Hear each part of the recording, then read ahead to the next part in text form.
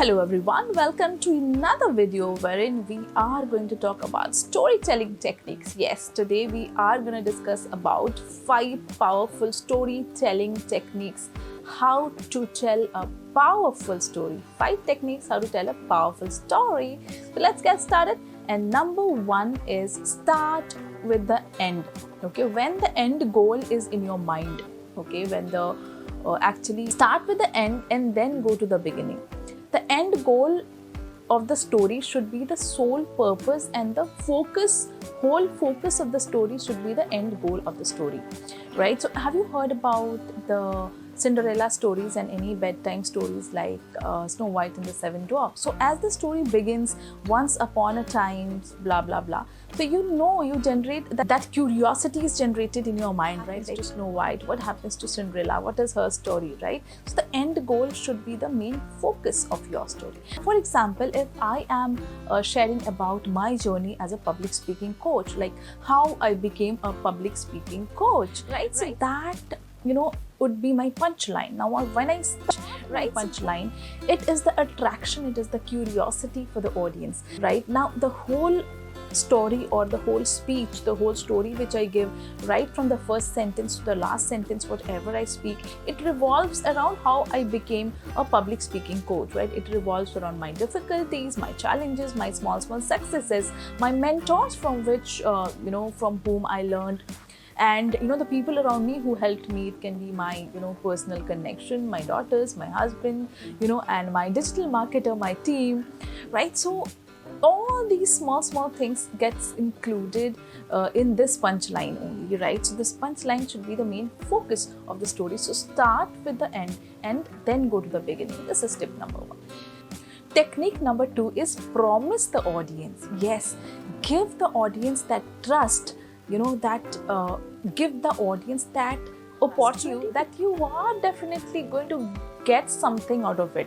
It is worth your time. Whatever story I'm sharing today, that is worth your time. So promise them that in the beginning itself, promise them that you are going to get something out of this story for sure. Tell them that this story is going to lead you somewhere. Promise actually propels you forward in the story. Technique number 3 is generate curiosity in the audience mind. Don't give it all. I think I have talked about this earlier as well.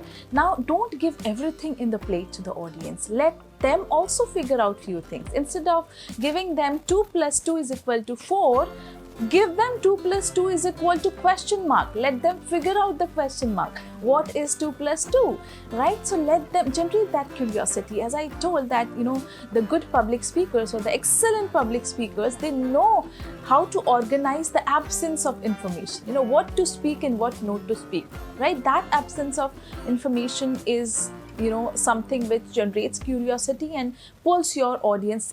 As I mentioned, that missing link, that absence of information, is the whole game.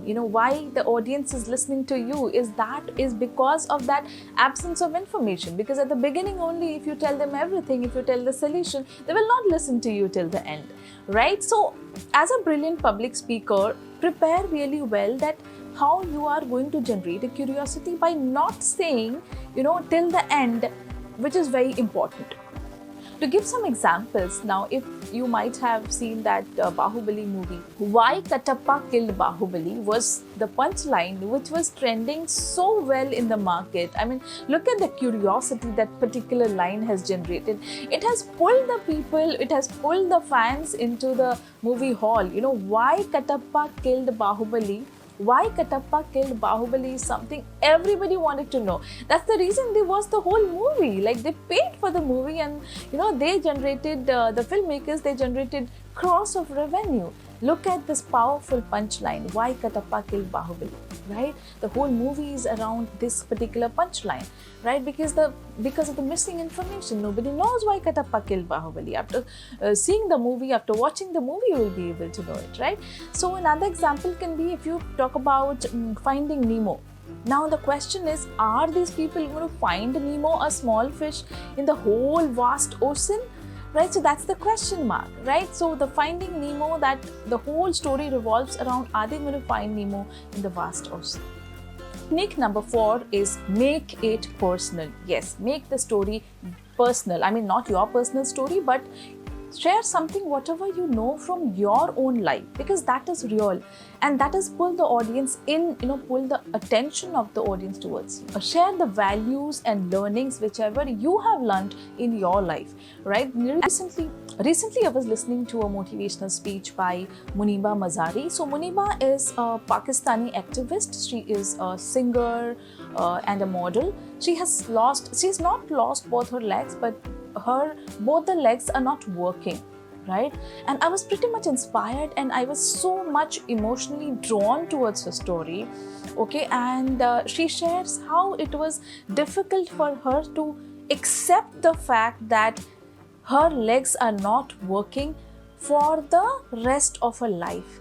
She won't be able to use her legs for the rest of her life, right? And it took her many years to accept the fact that I cannot play with my daughter, my son. I cannot do things which a normal person can do, right? I really love the part where he shares about that lipstick. She puts a lipstick, she looks herself onto the mirror, and she thinks that even if I put lipstick, I know I will not be perfect.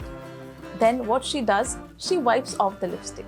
This time she puts the lipstick again, and she looks at the mirror and she says that I will look perfect. Just to feel perfect from within, she puts on the lipstick again. I really love that part. So what happens is, when you share a personal story or a very personal, impactful story which has changed your life or changed your mindset, that actually has a different emotional impact in the audience. Technique number 5 is the change. Yes, change should be the fundamental part of your storytelling. Okay, because see, our life is never static. Our life is change. That is a fundamental principle of nature, right? Like today, what you are, you're not the same person after 5 years from now. Something might have changed in you, like your life keeps changing. So if your story is static, your story is dead. So always try to bring change in your story. Now, for example, today I'm Priyankini. I'm a new version of my own self. I am a public speaking coach. I'm an entrepreneur. I have transformed 10,000 people in the last decade, right? I was not this Priyankini, maybe if you talk about 3 to 4 years back, or maybe 1 decade back, right? So people keep changing, things keep changing. So bring in change to your story. Like sometimes when you share about a victory, so you start with the victory, right? What victory you have achieved, and then you have to link it to the beginning, how you were earlier, how you changed into a different person, what challenges came, right? So change should be an integral part of your story. This is about the 5 storytelling techniques, and hope you're able to use this and perform the best in your next speech and next presentation. Stay tuned for the next video. Keep watching.